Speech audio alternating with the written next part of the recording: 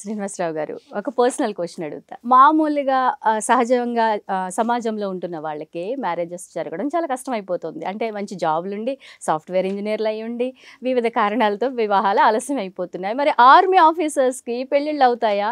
ఆర్మీలో ఉన్న వాళ్ళకి పిల్లనివ్వడానికి సిద్ధంగా ఉంటారా? పెళ్లి విషయంలో మీరు ఏమన్నా ఇబ్బంది ఫేస్ చేశారా? ఆ విషయం గురించి చెప్పండి.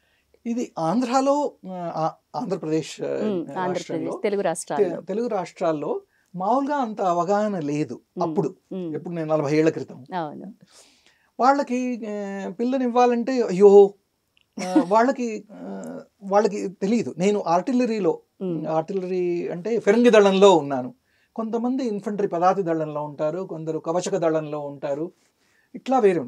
మనకి ఆంధ్ర వాళ్ళకి టెక్నికలా అని చెప్పి ఫస్ట్ క్వశ్చన్ వేస్తారు. టెక్నికల్ అంటే ఏంటి? ఈఎంఈ, సిగ్నల్స్, ఇంజనీర్స్ వాళ్ళు. కానీ యుద్ధంలో ఫస్ట్ కావాల్సింది ఆర్టిలరీ, ఇన్ఫంట్రీ, ఇది ఆర్మర్డ్ కోరు, వీళ్ళని సపోర్ట్ చేయడానికి టెక్నికల్ వాళ్ళు ఉంటారు. అందరూ యుద్ధ రంగంలో ఉంటారు. కానీ మనకేదో టెక్నికల్ ఏదో గొప్ప, వాళ్ళు సేఫ్గా ఉంటారు అని అనుకుంటారు. నాకు డిఫికల్టీ, ఎందుకంటే తెలుగు వాళ్ళు కొంచెం ఇది ఇబ్బంది పడతారు ఇవ్వాలి అంటే, ఆర్మీ వాళ్ళకి ఇవ్వాలి అంటే. నేను ఇండియన్ ఎక్స్ప్రెస్లో అడ్వర్టైజ్ చేశాను, కొన్ని రెస్పాన్సెస్ వచ్చాయి. వాళ్ళల్లో మా ఆవిడ పేరెంట్స్ ఫాదర్ రాశారు. నేను అప్పుడు జమ్మూ కాశ్మీర్లో జోడియా బార్డర్ ఏరియా ఉంది, అక్కడ డిప్లాయిడ్ ఉన్నాను అనమాట. ఈ లెటర్స్ అప్పుడు ఆ కాలంలో మెసేజెస్ ఇవి లేవు కాబట్టి లెటర్స్ సీతారామ మూవీలో చూసాం మేము రీసెంట్ గా. వచ్చిన లెటర్ కోసం ఎంత ఆతృతగా ఎదురు చూస్తూ ఉంటారు. ఆ లెటర్స్ చూసి దాంట్లో కొన్ని చూసుకొని వాళ్ళని ఇప్పుడు పెళ్లి చూపులు ఎలా చేయాలి, నేనున్నదేమో అక్కడ, మా నాన్నగారు అప్పుడు పోస్టింగ్ వరంగల్లో ఉన్నారు, ఇంత టెక్నాలజీ లేదు, ఒక ఫోన్ లేదు, ఒక వీడియో కాల్ లేదు, వెళ్ళి చూడడం సినిమాలో చూసినట్టు చూడలేము. అయితే నేనేం చేశానంటే, నేను ఫలానా ట్రైన్ లో వస్తున్నాను, ఓ మై గాడ్, మీకు ఇబ్బంది కలగకపోతే స్టేషన్ లో మీరు అమ్మాయిని తీసుకొస్తే అక్కడ కలుద్దాము అని చెప్పాను. సరే, ఆ ట్రైన్ ఏమో జమ్మూలో మొదలయ్యి కన్యాకుమారి దాకా వెళ్ళేది. అయితే అర్ధరాత్రి 12-12:30 ఆ ప్రాంతంలో భోపాల్లో ఒక 8 నిమిషాలు ఆగుతుంది. అప్పుడు వాళ్ళు మా ఇన్లాస్ అక్కడ వెయిట్ చేస్తూ ఉన్నారు. సరే చెప్పాను కాబట్టి ఏసీ 2 టైర్ కంపార్ట్మెంట్లో ఉన్నానని చెప్పి, సరే ఎవళ్ళు కుతూహలంగా బయట చూసేవాడిని నేను ఒక్కడిని కాబట్టి, ఇతనే ఈ పిల్లాడే అయి ఉంటాడు అని చెప్పి వాళ్ళు అక్కడ కలిశారు. వాళ్ళతోని ఒకసారి చూశాను, అమ్మాయిని చూశాను, అంతే. తర్వాత వాళ్ళు ఎస్ అనలేదు, నేను ఎస్ అనలేదు. సరే వెళ్ళి నాన్నకి చెప్పాను, ఇట్లా ఇదే మ్యాచ్ ఉంది, ఇది బాగుంది, వాళ్ళ ఫోన్ నెంబర్ వాళ్ళు ఇచ్చుంటారు, వాళ్ళకి ఫోన్ చేసి కనుక్కో, మీకు వాళ్ళు వచ్చి ఇక్కడ పిల్లని చూపిస్తారా అని చెప్పి. అది కూడా మామూలుగా మనం వెళ్ళి పిల్లని వాళ్ళ ఇంట్లో చూస్తాం, వాళ్ళని పిల్లని ఇక్కడికి హైదరాబాద్ వరంగల్ తీసుకొచ్చి చూపిస్తాం అని చెప్పి అడిగాము. అడిగితే సరే ఫోన్ చేసాము, చేస్తే వెంటనే వాళ్ళు ఒప్పుకున్నారు. సరే వాళ్ళు వచ్చి మా ఇంట్లో ఇది చూడ్డానికి, మా పేరెంట్స్ని కలవడానికి వచ్చారు. సో దానికి కూడా మిలిటరీ స్టైల్లో అరేంజ్మెంట్స్ చేయాల్సి వచ్చింది నాన్నతోని. ఎన్నింటికి వస్తున్నారు, ఏ ట్రైన్ లో వస్తున్నారు, ఎవరు పికప్ చేసుకుంటారు, వాళ్ళు ఫ్రెషన్ అప్ అవ్వడానికి ఎక్కడ వెళ్తారు, అది గెస్ట్ రూమ్ బుక్ చెయ్యి అక్కడ, తర్వాత వాళ్ళు వచ్చిన తర్వాత బ్రేక్ఫాస్ట్ ఏం తింటారు, వాళ్ళు ఇక్కడికి వస్తే మనం ఏం పెడతాము, మొత్తం స్కెడ్యూల్ చేసి నాన్నకి చెప్పాను. ఎందుకంటే మామూలుగా మనం ఇంత ఇది తతంగాలు ఉండవు, సినిమాల్లోనే చూస్తాం, అరే తీసుకురా స్వీట్స్ తీసుకురా, అదేదో పరిగెత్తుతుంటారు. అయితే ఇవన్నీ అరేంజ్ చేసాం. వచ్చి వాళ్ళు కలిశారు. నాన్నగారు ఏమో ఏదంటే పెళ్లి కొడుకు తండ్రిని కాబట్టి కొంచెం క్వశ్చన్ మీద క్వశ్చన్స్ వేస్తున్నారు. అరే ఇదేంటి ఈ కాలంలో ఈ క్వశ్చన్స్, ఎవరో ఒక అమ్మాయి వచ్చింది ఆర్మీ ఆఫీసర్ని చేసుకోవడానికి, దాంతో ఇన్ని క్వశ్చన్స్ ఏమిటి అనుకున్నాను. తర్వాత వాళ్ళు అంతే అనుకున్నాను, తర్వాత చెప్దామని. కానీ వాళ్ళేమో వెంటనే రిప్లై కోసం వెయిట్ చేస్తూ ఉన్నారు. వాళ్ళు రిప్లై అడిగారు. అయితే మళ్ళీ వాళ్ళని మేము ఆలోచించుకోవాలి కదా, మేమంటే మా పేరెంట్స్, పేరెంట్స్ అదే మా చెల్లెలు, మా బావగారు వాళ్ళు ఆలోచించుకోవాలి.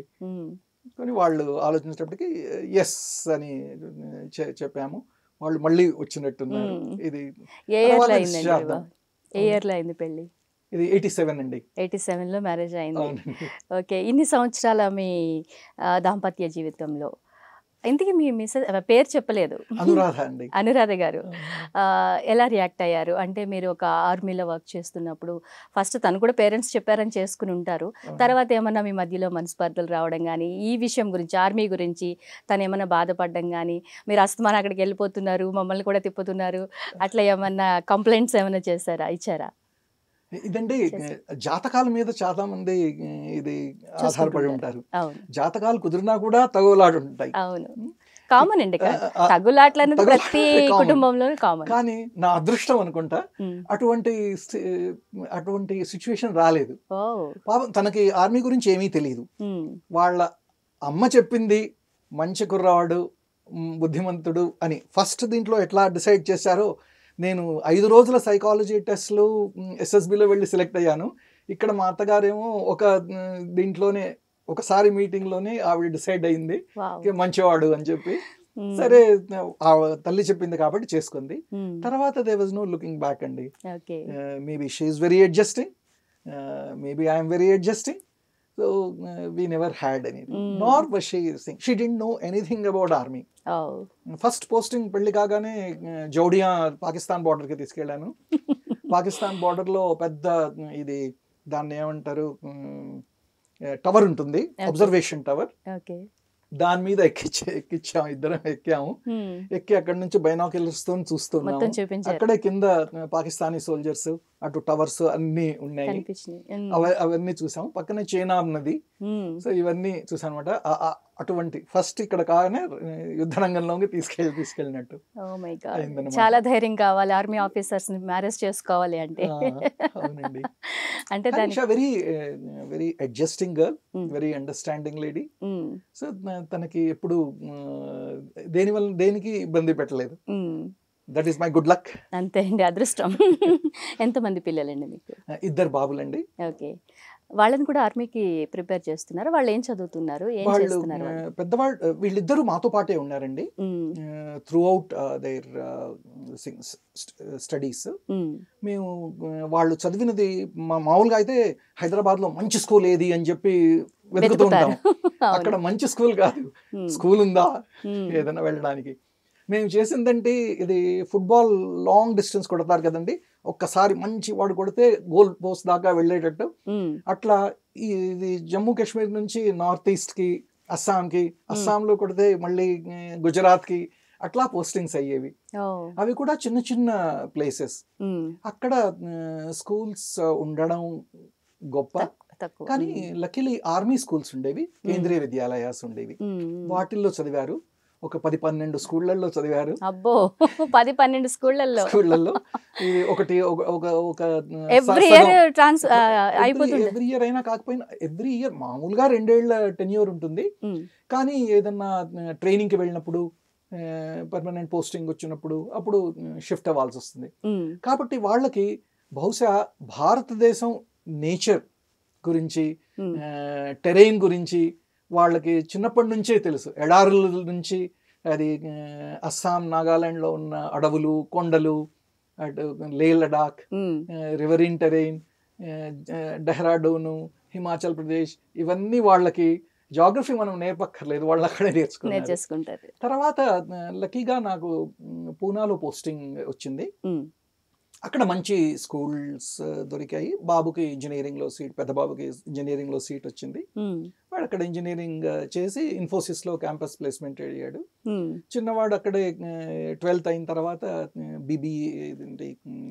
BSc ఎకనామిక్స్కి చేరాడు సింబయోసిస్లో. చిన్నవాడు ట్రై చేశాడు, 2 సార్లు SSBకి వెళ్ళాడు. కానీ నేను చెప్పినట్టు తండ్రి ఆర్మీ ఆఫీసర్ కొడుకు కావాలని లేదు కాబట్టి అది వాళ్ళ అసెస్మెంట్లో వాడికి దొరకలేదు. తర్వాత ఇద్దరు సింబయోసిస్లో MBA చేసి వాళ్ళు సెటిల్ అయ్యారు కార్పొరేట్లో. కావాలని వాళ్ళ ఫ్రెండ్స్ అందరూ, మిగతా ఫ్రెండ్స్ ఇదే అల్లరిగా అల్లరి కుంకలు అంటారు. అదే అల్లరి వాళ్ళు చిల్లరిగా ఉండడం. వీళ్ళు ఏమన్నా అవుతారా అని చెప్పి అనుకునే వాళ్ళం మేము. ఓకే, వాళ్ళని చూసి వీళ్ళు కూడా అలా అయిపోతారేమో అని మీరు భయపడేవారు. వీళ్ళందరూ ఫ్రెండ్స్ అనమాట, అదేలేండి. అందరూ ఆర్మీ ఆఫీసర్స్ చిల్డ్రనే. ఉమ్, వాళ్ళల్లో చాలా మంది సైన్యంలో చేరారు. ఓకే అరే వీడికి చదువుతాడా, వీడికి మ్యాథ్స్ లో మార్కులు వస్తాయా, పాస్ అవుతాడా అనుకునే వాళ్ళం. ఓకే. కానీ వాళ్ళందరూ ఇప్పుడు బ్రహ్మాండంగా ఉన్నారు. ఒక ఫ్రెండ్ ఇది జమ్మూ కాశ్మీర్లో యాంటీ టెర్రరిస్ట్ ఆపరేషన్స్ లో చాలా సక్సెస్ఫుల్ గా ఓ గ్రేట్. యంగ్ లీడర్ గా. సో అది వీడికి కూడా మోటివేషన్.